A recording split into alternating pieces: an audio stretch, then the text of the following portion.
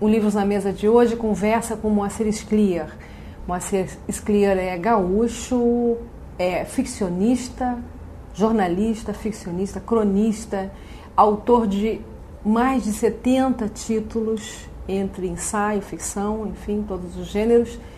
É um autor conhecidíssimo, queridíssimo do público brasileiro, membro da Academia Brasileira de Letras, recentemente, né? Não tão recentemente, mas enfim, e que o Livros na Mesa tem a honra de receber, né, aqui. Obrigada, Moacir, por estar aqui presente conosco. Na lista dos títulos, faltou dizer fã da Susana Vargas, mas... que não só produz esse belíssimo programa, como também é uma figura exponencial na cultura brasileira. Obrigada, você sempre fazendo a gente se sentir importante. Moacir, vamos conversar. Eu pretendia falar um pouco sobre a obra como um todo, mas eu quero me concentrar no lançamento, nesse último lançamento, o Texto ou a Vida, porque me parece que ele é muito parecido com tudo, com você, né? Você como escritor, você é um incansável escritor. Quer dizer, eu tenho a impressão que justamente é o texto ou a vida. Explica então melhor para nós. Esse livro é um exemplo assim de como as obras nascem às vezes por acaso, né? A editora Bertrand Brasil, que produziu o livro, entrou em contato comigo e perguntou se eu faria uma antologia dos meus contos. Eu já fiz várias antologias, né? E realmente não vi sentido em fazer mais uma. Mas eu ponderei que se fossem contos e outros textos, talvez valesse a pena. E ao começar a reunir esses contos e outros textos, eu me dei conta que aquilo, de alguma maneira, assim, refazia minha trajetória como pessoa, né? Isso acontece com todos os escritores. A nossa vida está na nossa obra, né? Então, eu usei esses contos, essas crônicas, esses trechos de romance para falar sobre o que foi a minha vida enquanto eu estava escrevendo e, mais importante que isso, né, o que foi a trajetória da minha geração literária, que é uma geração importante nesse país, né? A geração que começou a publicar no final dos anos 60 foi uma geração que viveu um momento transcendente da história brasileira, né? Um momento da ditadura, um momento da repressão, da censura, né? E ao mesmo tempo também um momento de grande criatividade literária, era a época do realismo mágico, né? Que agora está sendo contestado, né? Que a sua obra, você foi um dos traços fundamentais do seu... Como todos os trabalho. Escritores, né, daquela época, a gente foi fortemente influenciado por autores como Garcia Marques, como Cortázar, né?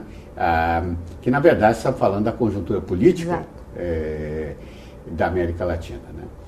Então o livro ficou pronto, né? Para minha surpresa, ele despertou muito interesse, ele esgotou rapidamente a primeira edição e teve uma repercussão muito boa de crítica e de público, né?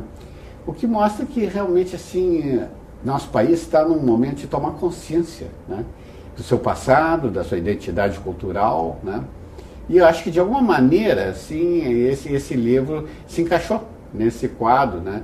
Que no meu modo de ver é um quadro bastante auspicioso. Eu acho que é um quadro que corresponde à maturidade cultural brasileira.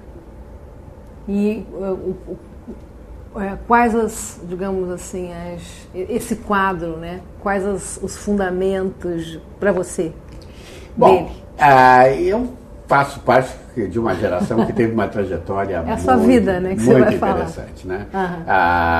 No meu caso, assim, é uma confluência, né, de situações, né? Eu sou filho de imigrantes, sou gaúcho, né, de Porto Alegre. Quer dizer, tem atrás de mim a história da imigração no Rio Grande do Sul, que é uma história maravilhosa, né? Tem a história do Rio Grande do Sul, que é igualmente maravilhosa, e tem a história das transformações brasileiras, né? A minha geração foi uma geração essencialmente militante, né? Uma geração de rua, né? De comícios, de protestos, né? De lutas, inclusive, né? Uma geração que em Porto Alegre, em 61, enfrentou uma tentativa de golpe e conseguiu, né, acho que pela primeira vez na história da América Latina, impedir que um golpe se realizasse, mas que não escapou do golpe de 64, né, e que dolorosamente foi descobrindo, né, as limitações da sua ação, né, e, inclusive no que diz respeito à esquerda. Né, a esquerda, da qual nós fazemos parte, mudou muito. Né, mudou porque o mundo mudou. Né, isso nos obrigou a rever conceitos e também nos obrigou, de alguma maneira, nós que escrevíamos, a rever assim, o nosso modo de escrever. Né? Voltando ao realismo mágico, por exemplo, eu acho que foi importante num determinado momento, mas hoje em dia eu me considero muito mais realista do que mágico, porque realmente assim, não há muitos lugares para mágica na nossa realidade. Né? Então a gente aprendeu com a história, essa que é a verdade, né? E eu acho que o Brasil aprendeu com a história e, portanto, quando a gente fala dessa geração, a gente está falando do Brasil, isso evidentemente é importante.